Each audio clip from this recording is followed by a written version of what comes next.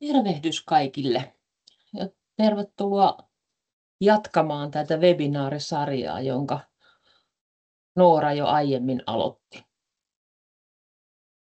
Nyt tänään juteltaisiin tästä aiheesta tekoäly markkinoinnin apuna ja tukena.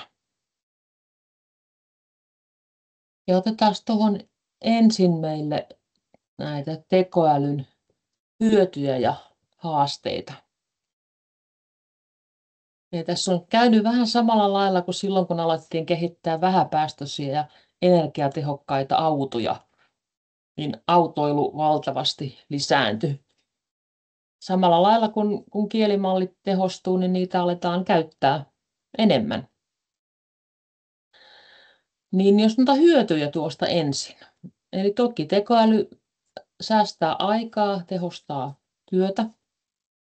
Se automatisoi monia rutiinitehtäviä, jolloin voi sitten keskittyä yrittäjä tällaiseen strategiseen työhön ja asiakaspalveluun.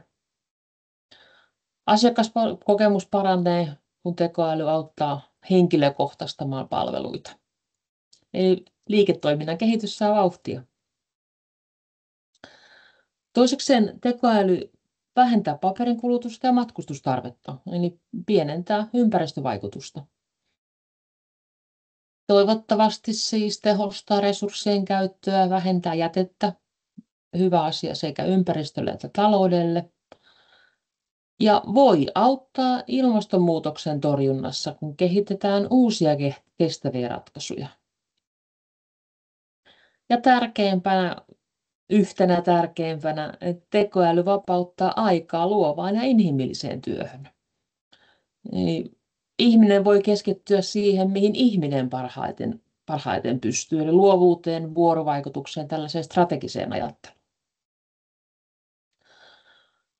Mutta liittyyhän siihen sitten haasteitakin.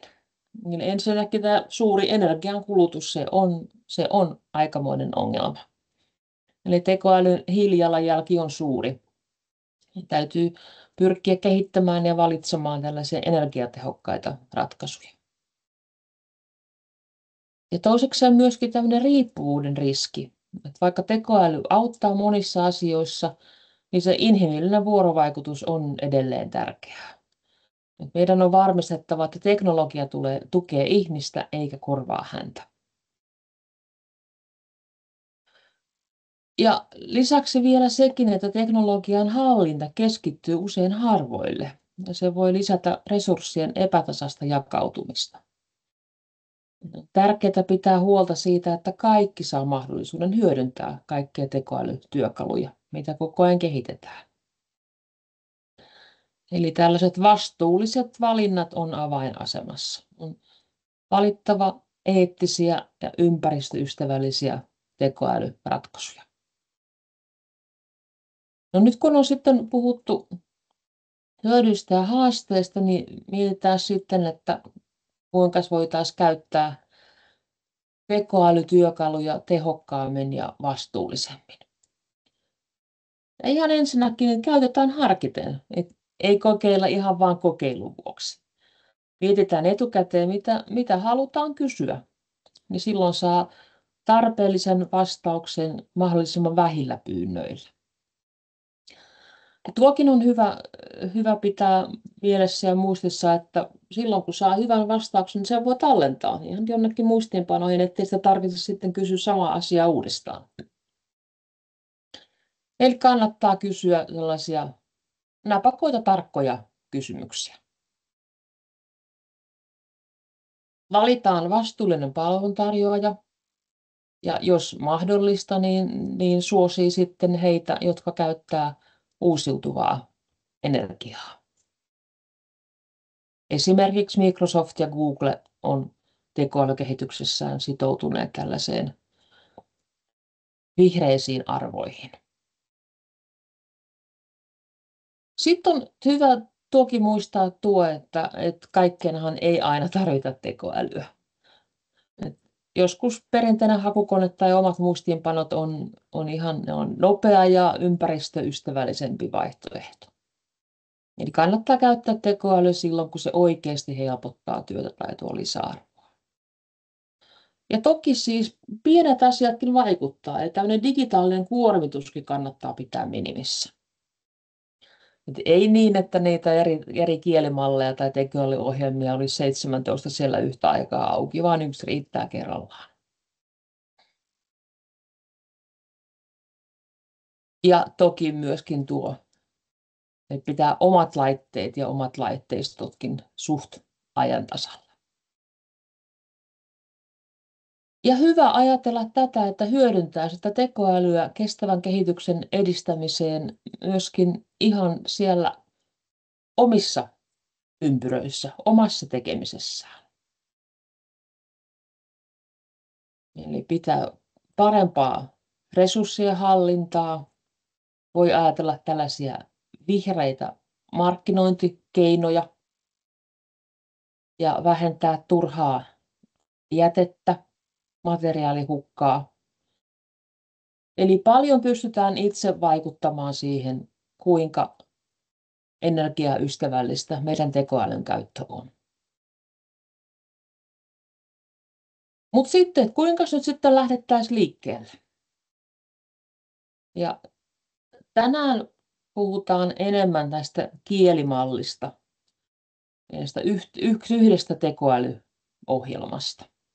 Et ei puhuta eikä testata kuvantekoa tai musiikin tekoa, vaan keskitytään tähän tekstin tuottamiseen, koska se teksti kuitenkin on sen kaiken pohjana siellä.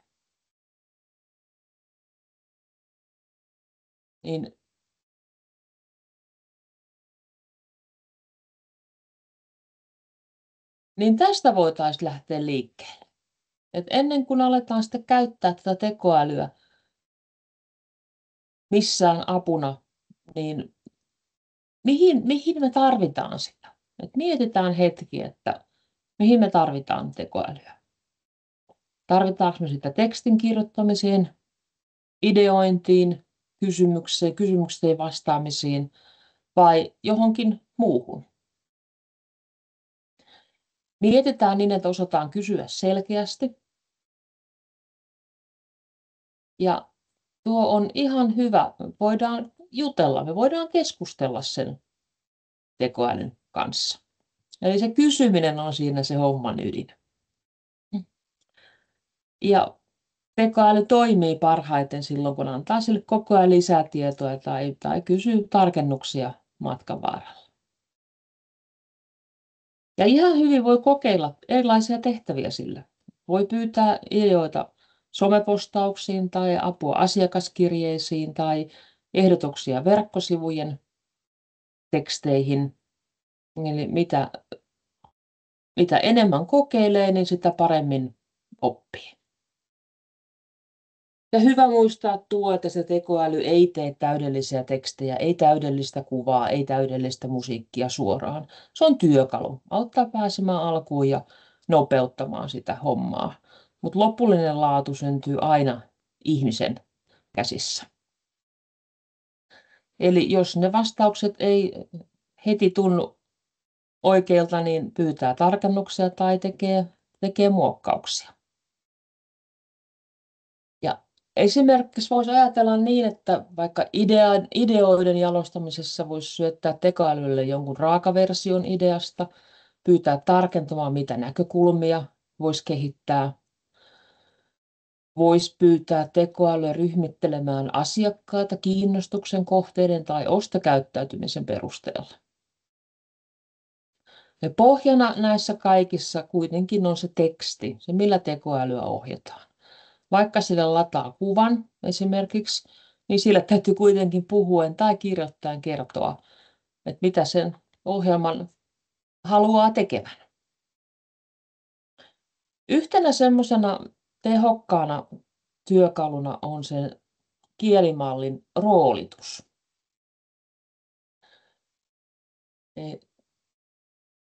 Tarkoittaa siis sitä, että sille tekoälylle annetaan ohjeistus toimia tietynlaisessa roolissa tai persoonassa. Vaikka sitten niin, että sen pitäisi olla nyt opettaja, tai sun pitäisi nyt olla lääkäri, tai sun pitäisi olla historiallinen henkilö.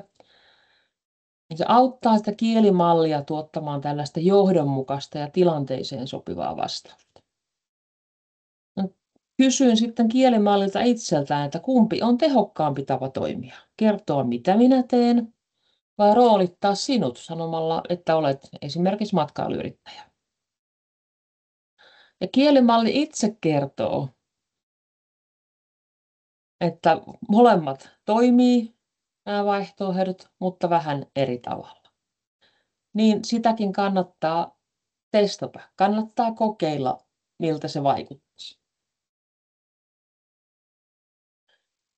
Hyvä. Nyt me ollaan vähän puhuttu siitä, että mikä tämä kielimalli on ja miten sitä lähdetään sen kanssa puuhaamaan, niin sitten voitaisiin katsoa tuolta ensin meille brändi. Et miten sitten pääsisi liikkeelle sen brändin suhteen? Niin taas mitä tarkemmin sille kielimallille kertoo, niin sen paremmin se osaa meitä auttaa. Niin ensin voisi kertoa sille, että minkälainen yritys meillä on, mikä toimiala on, onko joku arvolupaus, ollaanko mietitty kohderyhmää. Ja nyt jos lähdetään liikkeelle sitä brändistä, niin onko tämä ihan uusi juttu vai pitäisikö se kehittää? Minkä näköisiä toiveita, tavoitteita, mitä halutaan, että se tekoäly meille nyt tekee? Minkälainen brändi meillä on, rento, perinteinen, moderni? Niin mitä enemmän sille kerrotaan, sen parempaa vastausta se meille antaa. Niin tässä lähdettäisiin sitten liikkeelle, että nämä sanat prompti ja promptaaminen, niin ne on tulleet suomen kieleen, mutta kehote olisi ihan hyvä käännös tai miksei myöskin pyyntö. Niin tässä ollaan nyt sitten kerrottu sille kielimallille, että minkälainen yritys meillä on, mitä haluttaisiin tehdä, että haluttaisiin selkeyttää brändiä, erottaa sitä. Toivotaan tekoälyltä arvolupauksen selkeyttämistä, tarinaa, vähän visuaalista ilmettä, somestrategiaa, viestinnän sävyä. Ja sitten voitaisiin vielä kertoa sillä vähän tarkemmin, että inspiraationa nyt olisi Tove Jansson ja tämmöinen Petja Puuro. Ja kysytään, että antaisi konkreettisia esimerkkejä työkalusta. No, tällä promptilla tai tällä kehotteella tässä, niin se teki ihan niin kuin pyydettiin. Mutta tässä on hyvä muistaa, että se kielimalli ei toista itseään sanasta sanaan, vaan seuraavalla kerralla ihan tällä samalla kehotteella, mikä tuossa äsken näkyi, niin siinä tulee samantyyppinen vastaus, mutta ei samaa. Tässä on teille linkki tuonne kielimalli Claudeen, minkälainen oli sen ehdotus, mitä se tarjosi tuolla äskeisellä komennolla. Niin voitte tätä käydä kurkkaamassa, minkäs näköisen vaikutelman se teille antaa. Sitten tuohon on listattu teille muutamia kehoteehdotuksia lisää, että mitäs nyt sitten voisitte siltä kysyä.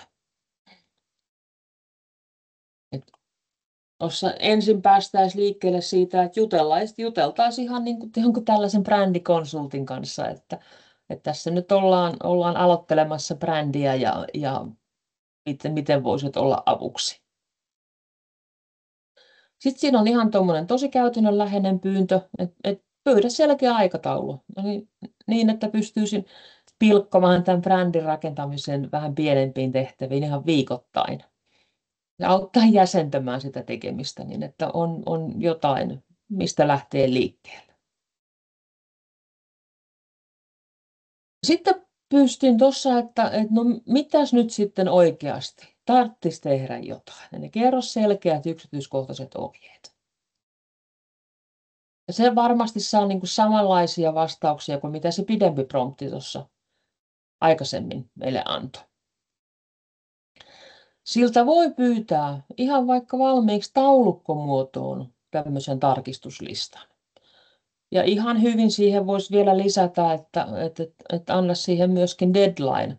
Että aloitan tammikuun alusta, niin laita siihen myöskin deadline-päivämäärät. Infograafi on joku visuaalinen kuva. Prosessi esitetään vaikka ympyränä, portaikkona, pyramidinä. Ja tämä helpottaisi hahmottamaan, että mitä vaiheita siihen brändin rakentamiseen kuuluu ja missä järjestyksessä edetään. Sitten tuollainen aika tärkeä kohta, tämä kestävä kehitys. Niin se tekoäly voi ehdottaa esimerkiksi, että miten yritys voi viestiä ekologisuudesta, lähituotteiden käytöstä tai vaikka energiankulutuksen minimoinnista osana bränditarinaa. Et se ei ole tietysti, se on ilman muuta hyvä juttu ympäristön kannalta, mutta se on myöskin myyntivaltti. Tai sitten siltä voisi pyytää ihan tämmöisen vuosikellon muistuttamaan mua, että mitä nyt vuoden aikana pitäisi saada aikaiseksi.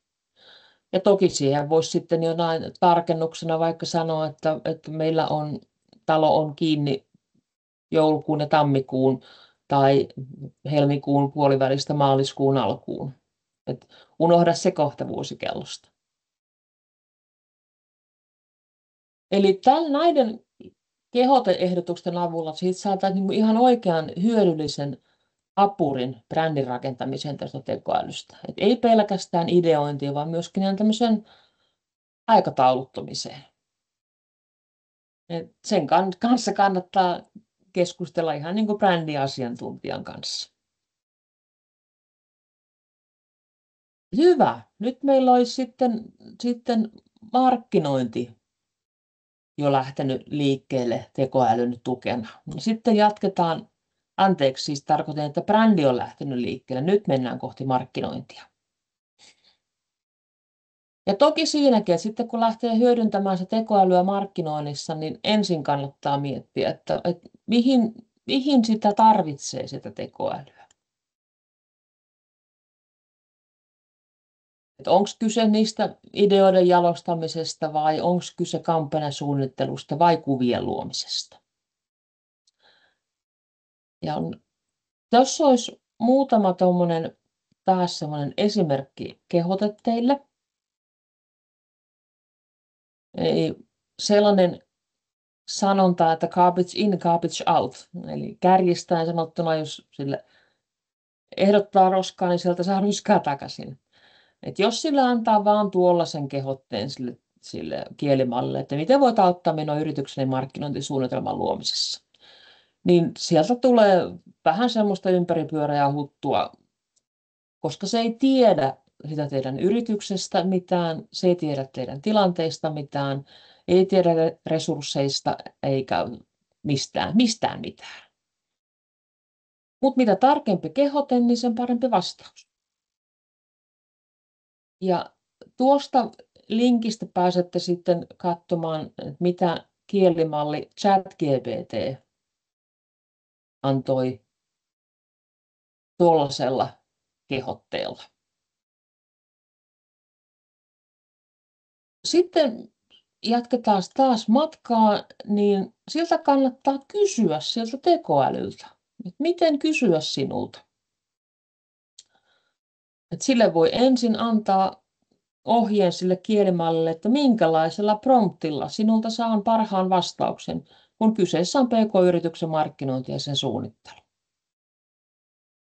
Niin silloin se sitten antaa teille vastaukseksi, mitä kannattaisi kysyä. Niin taas riittävän tarkkaa tietoa, alkutietoa sille kielimallille. Ja voi pyytää sieltä konkreettisia ehdotuksia ja strategioita. Sitten tuossa äsken jo mainitsin, että siltä voisi pyytää tällaista brändäyksen vuosikelloa, niin siltä voisi myöskin pyytää tällaista markkinoinnin vuosikelloa. Ja vielä esimerkiksi näen, että anna 3 erilaista ehdotusta. Ja kun siltä pyysi graafisen ehdotuksen tai esityksen, niin se piirsi sitten myöskin kuvan vuosikellosta. Eli kannattaa testata ja kokeilla. Hyvä, sitten jatketaan matkaa. Ja mietitään sellaista, että tekoälyä näiden somepostausten tukena. Että miten sitä voisi hyödyntää. Ja tuosta voidaan jatkaa matkaa, että mitä ja miten sitten sitä tekoälyä voitaisiin käyttää. Tämä ideoiden kehittäminen, että silloin kun pää lyö ihan tyhjää, niin se tekoäly voi olla ihan hyvinkin tehokas ideointikaveri. Sitten on ihan esimerkkinä vaikka 10 somepostausideaa, jotka liittyy pääsiäiseen maaseutumatkailussa. Sitten ihan tämmöinen tekstien kirjoittaminen, valmis somepostauksen runko. Eli joskus se on helpompi muokata jotain valmista olemassa olevaa, kun aloittaa ihan tyhjästä. Ja sille voi pyytää eri tyylistä, eri kanavaa, että onko se ystävällinen ja rento, onko se myyvä, runollinen, mikä tuntuu, että sopii omaan brändiin ja omalle itselle. Siltä voi pyytää hashtag-ideoita, vaikka niin, että mitkä hashtagit sopii kesälomamökkeilyyn Pohjois-Suomessa lapsiperheillä. Sitä voisi lähteä liikkeelle tekemään jotain somemainosta, taustakuvia, vaikka somebanneriin tai nettisivujen taustalle. Siltä voisi pyytää julkaisusuunnitelmaa, tämmöistä taas tässä niin kuin vuosikello, mistä oli jo puhe. Ajatuksena se, että se hyvä some näkyy säännöllisesti, eikä ainoastaan silloin, kun itse ehtii. Eli voi kysyä tekoälyltä, että kuinka usein kannattaisi julkaista. Ja pyytää vaikka viikkokalenteria. Esimerkiksi niin, että tee somekalenteri huhtikuulle, jossa on 3 postausta viikossa. Toki kannattaa hyödyntää tekoälyä myöskin tekstien käännöksissä ja muutenkin tekstien viimeistelyssä. Sitten mä keräsin tuohon muutamia sellaisia kehoteehdotuksia teille erilaisiin somepostauksiin. Eli olisiko se joku tällainen tarinallinen somepostaus? Olisiko se myyntiä edistävä? Johon itse sitten olisi hyvä muistaa lisätä, että joku tällainen toimintakehote, varaa, kysy lisää. Olisiko meillä jotain sellaista asiakaspalautetta, mitä voisi hyödyntää tässä postauksessa? Tai olisiko joku tämmöinen kulissien takaa postaus? Joku tommonen, jos tuntuu, että se sopii omaan tyyliin, se voisi olla joku tällainen vähän jopa humoristinen somepostaus. Taas voi testata ja kokeilla, mikä sopii itselle. Ja miksei nyt vaikka sitten joku arvonta, palkintona 1 yön majoitus ja saunavuoro. Ja siihenkin hyvä sitten itse muistaa laittaa lisäohjeita, että tykkää, kommentoi, tägää kaveri. Noin, jatketaan taas matkaa. Mennään kohti ostopolkua. Ne tarkoittaa sitä matkaa, jonka asiakas kulkee ennen kuin hän tekee sen ostopäätöksensä. Niin ihan alkaa toki siitä, kun asiakas tunnistaa sen tarpeen, että voi että, nyt haluaisin päästä pääsiäiseksi maalle mökille. Ja jatkuu eri vaiheiden kautta, että kunnes se sitten viimein ostaa sen tuotteen tai palvelun. Eli silloin voi sitten tekoäly, kielimallit tulla tähän kuvaan mukaan. Vaikka niin, että voi tekoäly kerätä ja analysoida dataa siitä, miten asiakkaat liikkuu verkkosivustolla. Voi tehdä valmiiksi jotain personoituja viestejä, erilaisia räätälöityjä viestejä, sisältöä eri ostopoluvaiheisiin. Ja varmasti chattibotit, jotka perustuvat näihin kielimalleihin. Ja laitoin tuohon teille muutaman tällaisen esimerkin. Et ihan riittävän tarkkaan, kun siltä taas kysyy siltä kielimallilta, että miten voin parantaa asiakkaiden ostopolkua. Ja tässä on sitten hyvä muistaa se, että niissä kielimalleissa on mahdollisuus jatkaa sitä keskustelua, jonka aloitti edellisessä kysymyksessään, tai vaihtaa uuteen keskusteluun. Et niin kauan kun jatkaa sitä samaa keskustelua, niin se muistaa sen kielimalli, mistä puhuttiin. Eli esimerkiksi tässä nyt, kun mä testailin näitä kehoteehdotuksia, mitä mä olen tähän teille kirjannut, niin hän muisti, huomasitteko, että kutsuin häntä häneksi, kielimalli muisti, että niin tämä oli tämä tyyppi, jolla oli se Pohjois-Pohjanmaalla mökki niille ruotsinkielisille lapsiperheille. Eli se antoi tässä vastauksessakin, kiinnitti vastauksessakin huomiota niihin lapsiperheisiin, ruotsinkielisiin. Tai sitten siltä voisi esimerkiksi kysyä taas 3 eri esimerkkiä. Että miten minun kannattaa kysyä sinulta neuvoa? Eli taaskin muistaa tätä, kysy siltä tekoälyltä, miten kysyä. Ja kerro 3 eri esimerkkiä. Niin kielimalli kokosi 3 esimerkkiin näitä eri ehdotuksia. Näin. Nyt ollaan nopeasti käyty läpi, miten saadaan tekoäly käyttöön tässä meidän markkinoinnissa. Ja muistutan, että se tekoäly on työkalu, se ei ole taikatemppu. Ennen kuin riehaa käyttämään niitä uusimpia tekoälysovelluksia, niin taas hetkeksi miettii niitä omia tavoitteita. Et mitä tarvitaan ja mitä halutaan. Tarvitaanko uusia asiakkaita, kirkastetaan brändiä vai täytyisikö miettiä kalenterointia.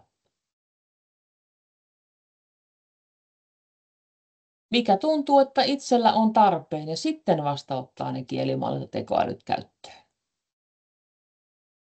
Eli tuossa on nyt tiivistettynä meille nämä tärkeimmät kohdat. Että se kaikkihan lähtee sieltä asiakkaasta. Eli se brändi ja asiakasymmärrys.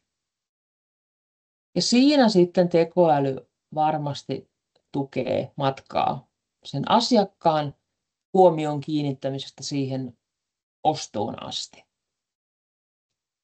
Voidaan kysyä tekoälyltä apua ennustamiseen asiakaspalveluun. Kaikki kielimallit ja tekoälyohjelmat, ne on käytännön työkaluja. Voidaan käyttää markkinointisuunnitelman vuosikellon rakentamiseen. Voidaan rakentaa personoitua viestintää, sisällöntuotantoa, saadaan tehokkaampia somepostauksia. Ja voidaan myöskin kysyä tällaista ennakoivaa asiakaspalvelua, kysynnän ennustamista. Tärkeänä muistaa tuo vastuullinen tekoälyn käyttö. Käyttää harkiten ja tehokkaasti. Yhdistetään omiin muistiinpanoihin ja perinteiseen hakukoneeseen. Suositaan energiatehokkaita ratkaisuja. Hyvä. Ja kuinka sitten tästä eteenpäin? Niin varataan aikaa sen markkinoinnin suunnitteluun. Opetellaan sitä tekoälyn tehokasta käyttöä. Seurataan blogeja, podeja, webinaareja, valmennuksia. Ei kokeilla rohkeasti. Opitaan koko ajan lisää.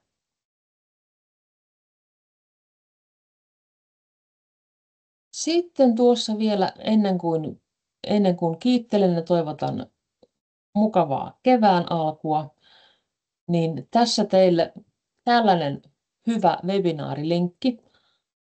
Antti Merilehdon webinaari Tekoälymarkkinan apuna, mikä on totta vuonna 2025.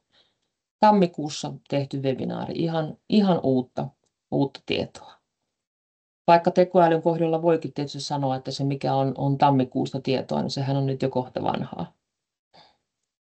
Mutta erittäin hyvä kattava webinaari, niin käykää katsomassa.